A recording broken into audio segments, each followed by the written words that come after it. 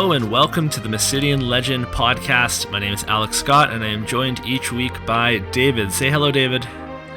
Hello, everybody. So if it's your first time listening, each week we cover our locals experience, including our deck lists and how we can improve our play in the future. And if we have extra time, or maybe we did not make it out to locals, then we would highlight different cards or decks that we were working on and more. So before we get started, I'd like to mention our deal for our listeners. If you shop at Cards of Evilise for your singles, you can use the promo code PORUMPALUM10 for your purchase. And when you do that, it shows that you support the Mysidia Post and it gets you a nice discount on your order. So PORUMPALUM10, order from cardsofevilise.com, and let's get on with the show. So this week, I didn't go to locals. David didn't go to locals either, but I did go to a pretty big tournament. So I went down to Orlando, Florida, which is a big trip from Vancouver, Canada, and I played at Reunion 2, which is a Cards of Evilise sponsored 1K tournament. Yeah, so much for locals. You went as far away as you possibly could from locals to get your FFTCG fix. Yeah, it was quite the experience. I was staying with some teammates down there, and this podcast is going to be a debrief on the whole experience, including my very interesting trip home. So let's just get started with my deck list and what final changes I made, because it's something that we had been talking about on the podcast in previous weeks.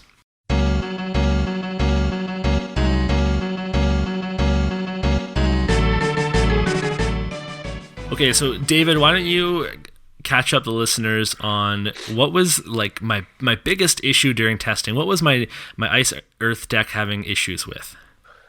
I'm gonna have to say how many times you bricked on dark cards. Yeah, so I was having some trouble with the amount of dark cards. I started so this is the whole. Let's look at the journey of the deck. It started off, yeah, it started off as Alex Hancock's Worlds list, not the Worlds list, but the modified version. He wrote a blog post about. I took out the 3 Earth Flans and I put in 3 Mist Dragons because I needed that extra firepower to take on WAF and Wind, Water, and etc. So from there, I had about 6 dark cards, and I was having some issues. I was doing your cam package, not to have a cam package. You have your Hein and your Emperor Castal, and I kept going through variations. I went down to 5 cards, dark cards, and I just had these lots and lots of games that were perfect in the game, and the deck was cleaning up, and then near the end, lots of games that I was bricking. So something had to give. Yeah, you definitely changed it up to make it more consistent. I think your panic set in a little bit, if that's fair enough to say, when you started having those brick games in a row. You're just like, you decided to cut those darks. Yeah, and you know what? When I went down to Orlando, the last thing I wanted to do was just brick and lose games. It would just feel so bad to have traveled so far. So we ended up making some pretty significant changes to my final deck list, and basically I put 6 CP Minfilia in. I cut all the dark backups, so no Chaos, no Emperor Castal. So I put in the Minfilia. I put in a Duke Larg. I put in an Emina or Amina, and I put in a Scholar. And I'm actually at 2 Jill Nabats. So I'm at 18 backups, 3 of those are Shantotos. And this was my new backup line going into the tournament. That backup line actually, it worked fine. I never actually ended up using Amina's ability. And the reason that I'm using Amina, she was a sub for the Emperor backup, but we ended up running the Dark Emperor in the forward list, so I couldn't have the name clash. I never actually used Amina. I never used Scholar. Duke Larg did come in handy. I'm glad I had that. And obviously, actually, Minfilia came in and I have to say this. I'm basically, our buddy Yuta had given me a lot of crap for not playing Minfilia, and he was respectful, but told me, I really think you should be playing Minfilia. Well, here it is. Yuta, you were right. I'm sure he was very respectful and not at all condescending. Well, I think our first initial conversation, he was more like, you got to run this, and then when I was like adamant that I wouldn't, once in a while he'd be like, you could have them in feeling there. That would fix your problems. And it did. And I used the action ability, just like he said I would. And I used the recurring ability, and I played it turn 1 twice, which is something he also mentioned to me. You want that turn 1 backup. So there you go. You just good player. But yeah, so we'll talk more about the list after I go over the tournament. So summons and monsters stayed the same. On the forward line, the Reagans came out, and I put 2 dark cards total. So I had Hein, of course. Hein is incredibly good and helped me close out a couple matches. And then I put in the Emperor, and the Emperor actually came in handy in 2 matches. It didn't get to do what it was supposed to do against Rampier because I never got to that position. I only played against one Rampier deck, and it was kind of a tough match. But in testing, the Emperor was just shutting down Luas, Herdes, Kanakamoys, and it was awesome. People forget how to play against it. Even in the tournament, the person I played against forgot that I had it out and couldn't use an action ability, and it's like a blast in the past for a lot of people. Yeah, it's always fun when you break out old cards like that are still relevant, because that's a very relevant skill, very relevant ability. And then they're like, oh, I forget about it all the time too. Every time I play you, I'm like, all right, I'm about to use 5 CP Amaranth's thing. Oh, wait, you can't. Yeah. It's a great inclusion. So I ended up putting in, with that extra forward space, the Scylla or the Scylla, the 7 CP ice forward that breaks something and makes them discard. Never actually ended up. You have not pronounced that name once the same way. I know. Well, I just don't even know. I don't know what it is. Scylla, Skyla. Skulubla. And then I also put Genesis back into the deck, and Genesis was super useful. I was happy to have that. So overall, we had a list, and this was a list that wasn't going to brick. So I went into the tournament with that, and it was awesome. I'm sorry, I'm counting out how many one-ofs you have. 15, 16, 17. You had 20, 21, 22. You had 22 one-ofs, which I find very interesting for somebody who was trying to find more consistency and ran half your deck as just one-ofs. I'm a real one-ofs type guy. Like, I love one-ofs.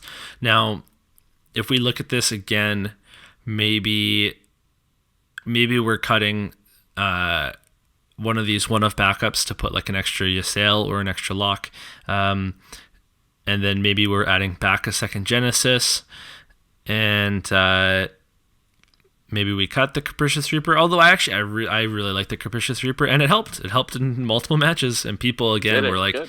Every time I played it, people had to pick it up and read it, and a few times people don't want to discard off of it, which is, you just have to suck it up and take the tax, and it makes your opponent play less optimally. So I recommend it. Okay, so let's talk a little bit about Reunion. So this was an event down in Orlando, Florida, and basically James Lockwood, the owner of Cards of Ulysse, planned this event. It's the second time they've done it. It's a community-made event, and it was just incredibly popular. Last year, I was so jealous I didn't get to go, so I had to go this year. I wanted to see my teammates in person for the first time, and I also just wanted to compete in this tournament because it had a 1K prize for first place. It had 250 for second place, and we're going to run those numbers real quick because it's $1,000 US for a lot of our listeners, but that's a lot of Canadian dollars. Okay, that's like $1 million Canadian dollars right there. It's at least $1 million Canadian dollars, if not two. Like, that's more than a down payment on a house up here. Yeah, I'm buying into British properties. So I traveled down there on Friday, and I went down. I was actually staying in Tampa, Florida, and with some teammates, and we were driving up to Orlando in the morning of. So I get in at like after midnight, and we go back, and it's bedtime, and we're getting up at like 5:30 a.m. Or no, sorry, we're getting up at 6:30 a.m. local time, which is 3:30 a.m. Pacific for my brain. So I am totally dead in the morning. We get some food. I bought a burrito in the morning. It was a terrible decision. Felt pretty sick after that. We're gonna hear way too much about your experiences here. This is some TMI. This was a gas station burrito too, but like now again, we'll see how many American listeners we have, but it's like Wawa, a gas station, and it's like a establishment. It has a lot of options, like quite a lot of features. So anyway, we get to the tournament venue, and it was at this game shop that was, and I can't remember the name of the game shop because I'm a terrible host, but it was really cool. We get in there and it has the biggest tabletop setup for like Warhammer and Star Wars and like all the different tabletop games. Biggest setup I've ever seen, and people were set up all over the place. They had jerseys, and I'm like, crap, we're in the wrong store. Then we find out at the back there's a second full room with tables, and that's where the tournament was. And we go back there, and everybody has these reunion badges set out for you, and it has your name and it has the job that you got to pick. So I know this isn't a technical job from FF or from Final Fantasy, but I picked Mysidian as my job. Oh my god. Yeah, way to plug the brand. You know what, I appreciate that. Yeah, it was so cool. I met so many people, and I got to meet a lot of people that I have talked to online and meet them in person. And it was so great to hear from people that had heard of the Mysidian Post, and heard a lot of good things about the Mysidian Post. But then again, no one's gonna meet me and be like, "By the way, I hate your blog, bro." So your podcast sucks. Yeah, why'd you bother coming, man? Anyway, so we got our badges. Everybody got 3 packs for joining Opus 10 packs, and then James Lockwood came out and he's like, "Hey guys, I'm sorry, but I wasn't able to get all the non-foil K-Tuna promos to give out to everybody." And we're all like, "Oh, okay." He's like, "So I guess I have to give everybody a foil one instead." And we're like, "Oh, okay." And we all got foil K-Tuna full art promos, which is I think this month's promo. Okay, yeah, that's pretty sick. It's very nice of him just to be like, "Yeah, everyone gets the foil." Everyone gets a foil one. So that was pretty cool. Very Oprah of him. Yeah. So the store was pretty big, but with 76 players in there, plus judges and guests, it was absolutely boiling. And there was 2 bathrooms in the back, but one was out of order. So we had 1 bathroom, and the store got pretty stuffy. But we began the tournament, and we went through 8 rounds of Swiss, which is quite a bit. They did an extra round of Swiss because they were cutting to top 16, and they wanted to work out a certain way for matches played. But yeah, we were off and just had a ton of fun. So I'm not going to go into like super big detail about every single match, but I'll do an overview, and then we'll have David comment on it. So are you ready to do that? Yeah, let's do it.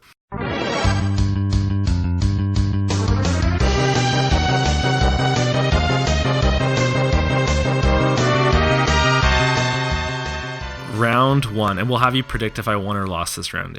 We'll see if you remember. Oh boy. Okay, yeah. Okay, round 1, I played against Weewa. You lost. Yeah, I lost. I lost 7-6, and it was super tight. We were going toe to toe the whole game. My opponent, Willie, was the nicest guy, super funny, and that really helped me calm down a bit, because I'm always so nervous that first match. So at the very end of the game, it's 6-6 on damage. My opponent has a Zidane out and no cards in hand. They only have like 3 CP or 4 CP? 3 CP Zidane. Bad choice. I have a Kuja that I've been holding on to for the finisher, and I play the Kuja, and he draws Diabolos. He chooses break 5 cost, activate his forwards, and he swings and he wins. And if I tell you that, it sounds like I got horribly top decked, and that's just a bad beat. But I also had Gabranth in my hand. I was on 6 damage. He would have been an 8k Brave. My opponent had 4 cards in his deck. I had, I think, like 8. So I could have played for the deck out. He would have top decked Diabolos, and he could have traded into me. He could have saved it for the defense. but I might have been able to deck him out, and I should have counted his Diabolos. I should have counted his deck. I should have known that there's a very strong chance that he draws that card. So that was a winnable match for me. Yeah, probably. I mean, if you're taking Wind Water down to 4 cards, then you have to lose due to that. I mean, that's a good match. But yeah, it's a good thing too to shake off those nerves early. Even if you get the L to hang up a match like that, it's not bad. Yeah, exactly. I felt really good at the end, even though I could have won just by playing the Cabranth instead. And the other thing with that is that that all happened. We had just been given like 1 minute until time, and I'm like, again, I start to freak out because I'm like, I can win, and I have this finisher. If he draws, like, let's say he draws a couple of backups, and his Zidane's frozen, then Cujo wins the game on the spot. And even if he plays a forward, I still had like recursion and stuff. So I rushed it. Okay, round 2, I played against Weewa with a dark package.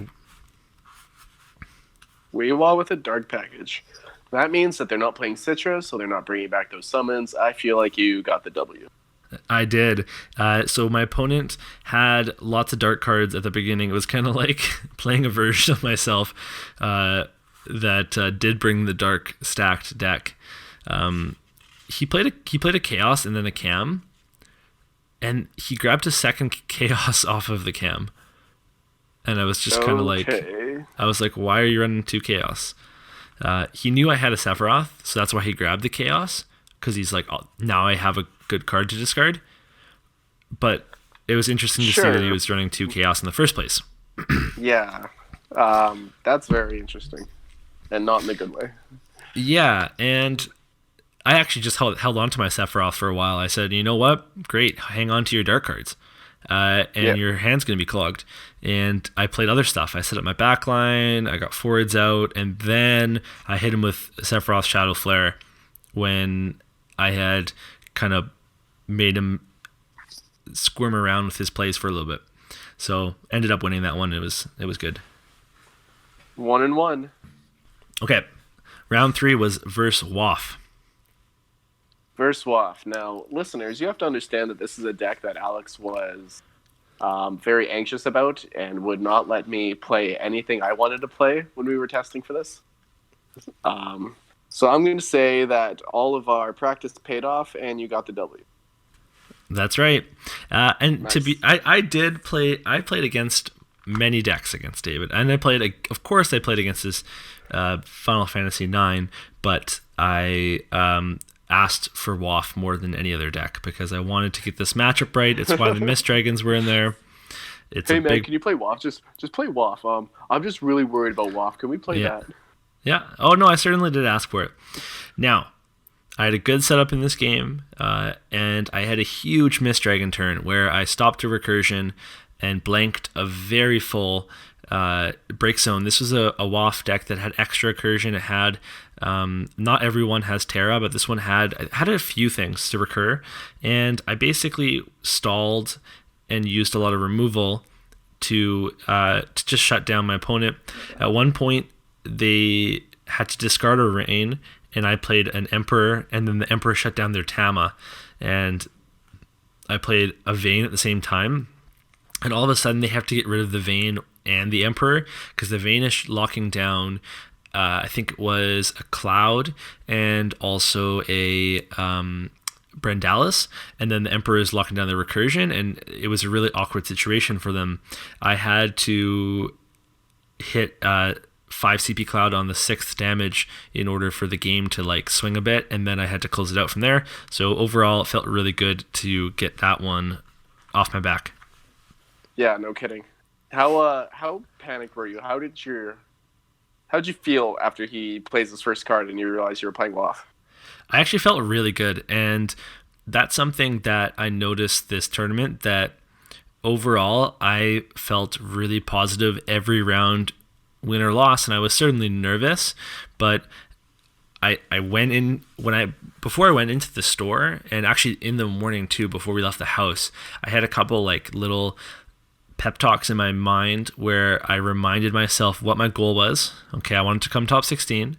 I reminded myself, what is the condition you're in, that you've been up since 3:30 a.m. in your head, right? That you basically didn't sleep at all last night. I listened to podcasts all night and kind of drifted in and out of sleep. That I hadn't practiced all week because of the just how busy the first week back at school was. So I told myself, you know what, you're tired. You're gonna make mistakes, and you can try to limit those mistakes, but you're not gonna be obsessed over them. It's not gonna affect your mood. You still need to talk and meet all these people, and I felt generally pretty good all day, and I didn't have any really tilting experiences. Oh, good. All that mental coaching came around to help you out. Yeah, and we'll see if it lasts for locals, but you know what? It's so much easier to do that around people you don't know than, when frickin' David EX bursts me. Like, come on. Very. Very EX burst. Okay, so that was a great win. Okay, the next round 4 was versus Mono Ice. What are you, 2-1 right now? Yeah, at this point I am 2-1. All right, so Mono Ice, they did the discard a little bit better, and they're probably top decking a little bit better than you. I'm going to say that you took the L. Yeah, I lost. It was well, I'm 4-0. This was the one match where I was very disappointed in my play. So we both played backups turn 1, and then turn 2 my opponent played Garland. So my turn 2, I have a Scale Toad in hand, I have a 1 CP Zalira, and I have lots of other cards. And I also have a Hein in hand. And I'm thinking that I need to play this Scale Toad because I can dull that to Garland's effect. And I'm just not thinking about the Zalira. So I pitched the Zalira. I just didn't even map my turn out. I didn't think about what it was discarding or why, which is something I usually do. I put the Zalira down into the break zone and play the Scale Toad, and I immediately, and it's funny because I had been talking to this player about because a lot of the conversation started, well, where are you from? And he's like, man, you must be tired. I'm like, yeah, I'm trying not to make tired misplays today. It's going well so far. And then, so flash forward to me putting this Zalira. I'm looking at the Zalira that I just placed into the break zone, and I look at the guy and I said, that was a terrible mistake. And he's like, kind of nods. Because the next turn I could have just pitched a card in my hand and played the Zalira and broken his Garland when he attacks with it. And he would have no Garland. I could still have played the Scale Toad. The Scale Toad was actually very effective that game. It made him discard every turn. So I could have had it all. But I didn't sequence my turn. So anyway, this Garland sticks around the entire game, and it shuts me down hard. He's using the freezing ability on my backups. He is just playing all his Genesis, his Kuja, all of these. He's playing an Emperor Gestal, all of this removal, and I just never even got off 2 backups. I never got set up. I couldn't play very much, and it just kind of went downhill from there, and I lost the match. So I'm going to point this out. What category is Garland? Category 9. Huh. Interesting. And he really hindered you, huh? He really kind of won the game for your opponent. Yeah, I mean, and that's enough. That's enough. That's enough said. Yeah. You know what though? Like, what I did was a mistake, and it took away the chance I was going to win that game. I ended up going 7-0, and that would have been a huge part of my tiebreakers of why I didn't make top cut. And I don't know that I would have won that game. That was a good player, and that was a very good draw for him as well. So I would have had a tough time winning that game, but as soon as I pitched that Zalira, I was for sure not winning the game. It was over. Like, that one play lost me the game for sure. So I need to really make sure that kind of thing doesn't happen. I need to map my turn out more and kind of go from there. Yeah, that's kind of rough. You can't win the game in your first turns, but you can certainly lose it. That kind of stinks. Yeah. So round 5 versus Mono Wind. Yeah. Okay, Mono Wind. I have my opinions. I'm going to say you won. Yeah, so my opponents set up to like 5 backups pretty quickly, and I tried to keep up playing backups as well, and I just ended up getting Sephiroth out and went ham with the Sephiroth discard and special. I hit 2 Yuris out of his hand at one point, and then I think one went to the damage zone, and at that point I also hit 2 Diabolos to the damage zone, and Wow. that is certainly lucky. There's no questioning that.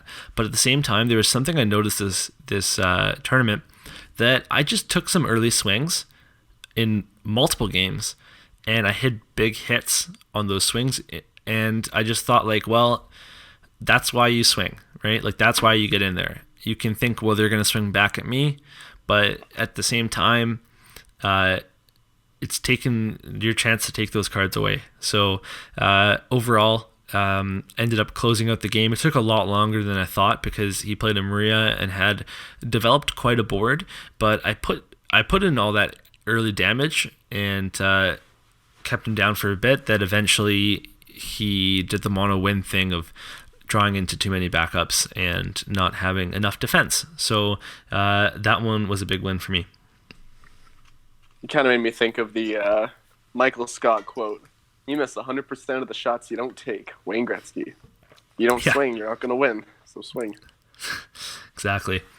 That's funny that you were just saying, David and his EX burst. Well, that's pretty much the equivalent. The Alex equivalent is flipping over Diabolos to damage. Yeah. Yeah, no, well, you know what, though? Like, the amount of Shantotos I flip over in damage more than makes up for the luck. It all evens out, you know? That's why you run 3, right? Yeah. Okay, round 6 was against Rampier. Rampier, I think you already alluded to this earlier, you took an L? Yeah, so I lost this game, and at this point, I go to 3-3, and this is a tough one, because Rampier, even though WAF was my biggest worry, Rampier was secretly my worst matchup. Well, of course it was. So we both set up. I got a Gabranth out. I'm feeling pretty good. And I went to 3 backups. And I have the Sephiroth. This is literally my dream start. I play the Sephiroth, and my opponent goes straight into Kane on the Sephiroth, Rampier into Shantoto, and broke my only ice backup, putting me onto 2 backups with no ice CP. And the Alua dropped, the forwards came down, the special happened, and I lost. And that was a tough way to go down because it was just so systematic. And I feel like, well, maybe I could have not played the Sephiroth because it was a big hand commitment. This was another game that I pitched. I pitched an early Shantoto because he just had nothing going on, and it's in test matches. I've pitched Shantoto and regretted it, and once again it happened. I just also hate holding on to cards that you might not cast because it actually really limits your options when you hold onto a card forever and never cast it. So I pitched that Shantoto, and I definitely could have used it later on. Yeah, I'm going to say that's kind of a mistake there, because with the way Rampier works is that they can easily get 3 big old forwards on the field in one turn, maybe even 4. So, I mean, Shantoto just completely sets them back. You might have wanted to hold on to that one. Yeah, so that was another, and that was kind of interesting that every loss I had, so these are my 3 losses, I guess gave away the next 2 matches. But the first one, I was too aggressive at the end of the game. The second one, I didn't sequence a turn properly. And then the third loss was kind of predicting my lines and knowing my opponent's deck better. So every single loss had a thing that I can, like a tangible thing that I've discovered that I can improve on. Which, I mean, is better than just getting outplayed. If you can recognize that, I made this one mistake, it's a lot better than, I just am not very good. Yeah, exactly. Okay, so round 7 was a win against Ice Earth Stall. This is a new deck that was cropping up. So that Rampier deck, by the way, went to top 16, and it was featuring Elden Arsh and Paradise, which is pretty cool. Super cool. And the I Ice Earth actually did really like that. the Ice Earth Stall deck also made its top 16. Not this player, but the another player running it, and it runs the Time Mage from Opus One. That's one ice and a doll, prevent a forward from attacking, and then also the Arcanist. That's ice and generic CP doll. Choose a number. Forwards of that number can attack this turn. So if you have 5 backups and those 2 backups out, every single turn you can stop all of your opponent's forwards if all of them are the same cost except for one. So basically what that means is, to with that setup in place, to be able to swing for a point of damage, you need to have 3 different forwards of different costs. Otherwise, you literally cannot swing in. Now that's CP intensive for them, but this deck is also running like Magic Pot, and it tries to Magic Pot stuff like Fina to board clear Veritas over and over, things like Ultimisia, it has Renoa, and then it will try to mill you. But it actually, what it ended up happening was it just let me set up, and I just played so many Shadow Flares. So many Shadow Flare after Shadow Flare after Shadow Flare.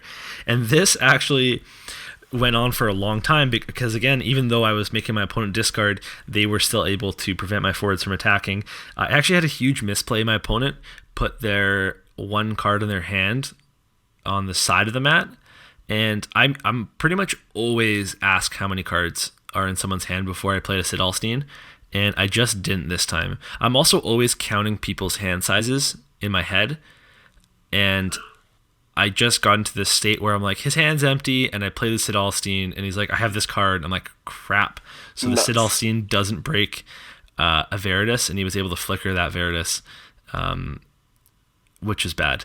So it wasn't ideal. That put me back quite a bit. I had to rebuild and finish off the game. So I'm glad it didn't cost me the game, but definitely a misplay that could have cost me the game. I did play somebody before Reunion happened on Untap, and they played the Time Mage, right? And they played Arcan. The Arcanist? Yeah, like, who's playing Time Mage? Who's playing Arcanist? This is stupid. Like, I'm playing somebody who's either new to the game or doesn't really know what they're doing, maybe. But much to my dismay, and surprise, it was a deck very similar to this kind of delay deck, and it kicked my ass. So I'm surprised that you saw it, and happy you got to see it and how it works. Yeah, it's a super weird deck, but it's super cool, and good for you getting the win. The 2 players that are that were playing it, that were piloting it, are like Crystal Cup finishers. They make top cut. They're good, very good players. And my opponent was super, super nice. We talked a lot about the deck, and they're just trying to try something new. And it was a very bad matchup for my opponent, but the deck cleans up against WAF. So that was pretty cool. Okay, so round 8 was a win against Weewa. I went for an early Scale Toad once I found out they were playing Weewa, and followed up with a lot of discard, and I just basically stopped my opponent from assembling the combo and just kept their hand empty the whole game, and just kind of closed out with Sephiroth swings and all the Dolphreys that I literally have in my deck. I used every single piece of it, and really just kind of closed out the game. It was a good feeling to finish it off. I mean, that's your deck's thing. Stop them from playing the game. Yeah, so that was kind of textbook. And at that point, I'm 5-3, and out of the 76 players, I ended up finishing 23rd, and not good enough to make the top cut. My strength of opponent for my losses was only good on one of my losses, and the other 2 were people in the same area as me. So that's what happens when you lose earlier. You don't get as good strength to schedule losses, because unless you play someone else that goes all the way in the first round, then that might help you. So in the end, I didn't make top cut, but I was still really proud of myself because I had a positive record. I finished the day strong. My mental strength was good. There was just a lot of stuff that I was happy with, and the deck overall worked. I definitely want to try to pop that bubble and get into a top cut this year for sure. I mean, you were so close. Top cut was still a 5-3 record. It just was the strength of. It came down to strength of schedule. So, I mean, one more game goes your way, or you play a better opponent, and you could have been there. Yeah, exactly. It's kind of unfortunate how that works out. Yeah, but that's part of it. You just gotta win your matches. So overall, the tournament was so incredibly fun. I met a ton of players that I'm now friends with. We went for food, and there was a couple interesting things with the tournament, and I'm going to give you guys some advice right now. The tournament advertised on the North America group and in the event page to bring your tournament list. Print it off ahead of time, prepare it ahead of time, print off the FF decks. FF decks now prints out a populated tournament list, not just like a populated deck list, like a list of cards. It populates an actual like tournament submission list with event name, player name, deck name, like the whole thing. And people were filling out the list right at the start of the tournament, and the tournament was delayed by a bunch because of that. There were some deck registration errors with deck checks, and some people got game losses because their deck and these people, I'm 100% certain that they weren't switching out cards. Like, no one was cheating, but they just forgot to put a card on their deck list, and their deck list had 48 cards written down, and they were playing with 50 cards all day. So the judge gives you a game loss, and that's a terrible way to go down, and it delays the tournament a bunch. So when you're going to your tournaments, prepare ahead of time. I know people like to make last minute changes. Do your homework. Yeah, just figure that stuff out, or bring multiple versions. Figure it out. Because some people like to change cards right before a tournament. Well, then bring your list with all of your set cards and do a last check to add your extra cards or whatever it is, and then make sure you're good to go. You're gonna make a great judge one day. Yeah, no. Well, the thing is, I'm just not that. I would be happy to run a tournament and organize stuff, but the actual judging part of it, I'm not that much into. You have no patience for dilly-dallying or tardiness or. No, it's the teacher in me. But you're such a teacher, yeah. The tournament went so late. We were there till like midnight, and the top cut in the final four, they all split the $1,250 among the four of them and didn't play it out because it was just so incredibly late, and that was kind of a shame. So that part of it was a bummer, but overall the tournament was just so amazing, and it was kind of a long trip, but I really want to go back. Like I want to go back next year for sure, and it's gotten me so excited for this tournament season. Yeah, no kidding. You came back, and I thought you were going to be like exhausted from the game, like need to take a break, maybe miss the locals or just not play at all. But no, you came in like guns blazing, and like, I need to play. I need to go to tournaments. I'm buying my ticket for next year. I'm going to more events. Much to the dismay of your wife, but I mean. Yeah. Last night I unsleeved my reunion deck, and I sleeved 2 brand new decks. I also thought in my head during the tournament, or not during the tournament, sorry, on my way to the tournament, I'm like, I'm gonna work hard this weekend, and then I'm probably just gonna take a break for a week from FFTCG and then come back the week after. And no, yeah, it's just been the opposite. So that's been pretty neat. Man, okay. I mean, that's awesome. I'm glad you had such a good experience, and thank you, Cards Evilise, for taking care of my boy. Yeah, oh man, so great to meet all my teammates, and they're all really awesome people. So I just I was really happy. Like, you never know how it's gonna go. I was really happy to just get along with everybody right away, and yeah. So where are we going next? Yeah. So I mean, I'm dragging you to Portland at least. We have to do it. Yeah. Okay. I'm not arguing. Nice. And then there's a lot of other ones that I want to go to. I just can't find flights for under $600 for any of them. And that's a cheap airport in Abbotsford. Oh man. Well, I'll look into it. I gotta look into that. But yeah, it's tough to find good flights. And then, like we joked about this earlier, but Canadian conversion to American's not a joke. Like it's when you guys have It's bad. $100 hotel per night, like that's like 130, 140 for us per night. So it's like it really really racks up.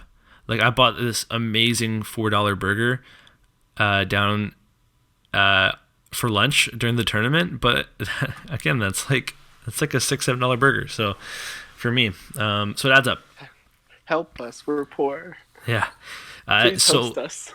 one thing I should mention was the tournament meta. So Yes, let's talk about that. yeah, so there was so much WAF. There was just a ton, and it was crazy. Like, and everybody was prepared for it. And that was even the WAF players. Like the WAF players were prepared for each other. Everybody was prepared for the WAF players, and because everybody was prepared for the WAF players, there was also just a staggering amount of WeWA players. Just everywhere you looked, people were playing Windwater and WAF. There was also quite a few Rampure players, and then there were some Ice players, and then after that, we had all sorts of various decks. Some of the really cool ones were the Ice Earth Stall. There was a Wind Lightning that made the top cut that was awesome. Just classic Wind Lightning stuff. There was a one-turn kill Warriors of Light deck that made the top 16, and those lists are on FF decks now, so you can check those out. There was also a Water Earth list that made the top 16 that I'm cursing myself for not thinking of, because that's like my jam. It's a more of an Earth list than an Ice list, and that's what I want to play. And the Water Earth lists were like totally based on not taking ping damage from WAF. It was like, oh, your ping does 4K, now it does 0, or now it does 2, or like I just don't take ping at all. And it was really interesting to see how many people just like went straight after WAF as their deck choice. Well, yeah, just counting in the top 16, there was 10 of the 16 were either WAF, Rampierre, or Windwater. So I can only imagine if that ratio stuck for the rest of the tournament, how many of those players there were. But yeah, the cool things are that, yeah, there's a Wind Lightning that did well, a Warrior of Light deck that did well, that Delay deck, obviously. But yeah, I think I knew that as soon as you saw that Taylor Hammond deleted deck, the Earth Water, you'd be all about this deck. And I'm waiting for you to play this at locals this week. I'm definitely going to put it together at some point, but first I'm going to try out some other stuff. So that I want to say that last year at Reunion, the focus was a lot more on fun. A Lulu hero deck, so the 5 CP Lulu won the tournament, and it was Ian Velez who was there and he's a good player, and he played against good decks, but it was a different focus. This year, people came for the $1,000, and we are winning. So these decks in the top 16, they had to run through a gauntlet. It was not an easy day, and there was it was a stacked room. Like there were so many good players there. There were so many people sat down, they put down their Nats playmat in front of you, and so there's like any deck that made the top 16 deserved to be there, and I love to see that there was some variance and some new stuff. Yeah, how do you feel about the one deck that's really starting to crop up a lot is the 6CP Shantoto coming around. The Wind Earth. I love that deck. That's a really cool one. That's another thing I'm thinking about building here, because that's pretty cool. Yeah. So looking forward, I'm going to be working on my Mono Fire list. I'm going to be working on Warriors of Darkness and my standard units, Earthwind, and so many different things. So that's the kind of stuff that you're going to start hearing on the podcast.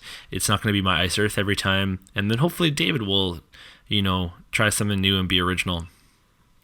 Wow, shots fired. No, get ready to see me with my own Ice Earth Une deck. I had a little conversation with somebody on one of our YouTube videos about this. So cards are en route from Cards of Evilise. So as soon as I get those, you're going to see me playing that. Switch one category for another, honestly. That's awesome. And I'm just giving you a hard time. I love to see the decks that you build. No, I'm taking offense. This So is some bad blood. one thing I'd like to do too is to work more on some content now that I'm not playing games every single night, training for reunion. So hopefully my work and coaching settles down a bit so I can start working on content and get some articles, videos, and more podcast episodes out to you guys. Yeah, maybe we can make some deck videos or something else. If you guys have ideas, let us know. We can't make the content you want if you don't tell us. Yeah, exactly. Yeah, so thank you for commenting on our last video, and please comment on this one as well. Okay, one final thing I wanted to talk about is that I'm getting back from reunion, and I had this 30 degrees Celsius and higher temperature in Tampa and Orlando, and Vancouver is having its record-setting colds, -6 degrees Celsius, negative to -12. There's intense wind, and after all of these delays on my flights, the plane can't actually land in Vancouver. I get rerouted to another airport and wait there for almost 3 hours, and then come back to Vancouver and make my way home. So it was quite the experience in the end. It really, that was the hardest part of the tournament, was the getting home from the tournament. That's so crummy that you're just coming home, you're like, all right, I got to work tomorrow. It's been such a long weekend. You're emotionally exhausted. You're physically exhausted. And you come in, and it's just our one snowstorm we get a year. And you can't even land. Yeah, that's how it goes. And it's funny because I was getting on that final flight, and I said to the flight attendant, I'm like, do we have to de-ice before we leave? He's like, no, we don't have to even do that. I'm like, okay, sure. So then he comes over to me in my chair, and he's like, yeah, we have to de-ice. Sorry, sir. I'm like, okay. And then when we get off of this 5-hour flight turned into 10-hour experience, I'm getting off, and he's like, I guess we had to do a little more than de-icing. I'm like, yeah, I hate everything. Yeah, we did. The fact you didn't slap him. Glad you. Well, you know what? Good on him for still being positive. He must have been the flight attendants didn't look happy. They're working overtime. So anyway, that's gonna be it. So thank you everybody for listening, and don't forget to use that promo code PORUMPALUM10 at cardsatyourlease.com to get a discount on your order. You can also read my articles at themysidiapost.com and check me out at YouTube, and like and subscribe to show your support. And then finally, big thank you to FFDecks for all your hard work. F yeah, FFDecks! Oh my goodness. F yeah, FFDecks. Okay, well, say goodbye to our lovely Mysidians, David. Oh my goodness. Way to pander. See y'all later next week. Bye.